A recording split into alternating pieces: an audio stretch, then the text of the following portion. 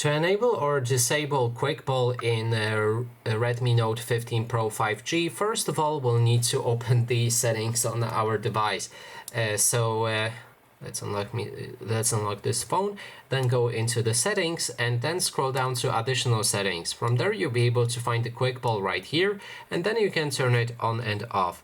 And if you're wondering what is the quick pull, it's this little thing right here on the edge of the screen, and what it does, it allows you to perform different shortcuts. You can select your shortcuts right here, and then if you quickly swipe it from this direction into one of the shortcuts, as you can see there's a flashlight or a lock screen right here, then it will perform that shortcut. So let's try to lock our device. So it should look like this.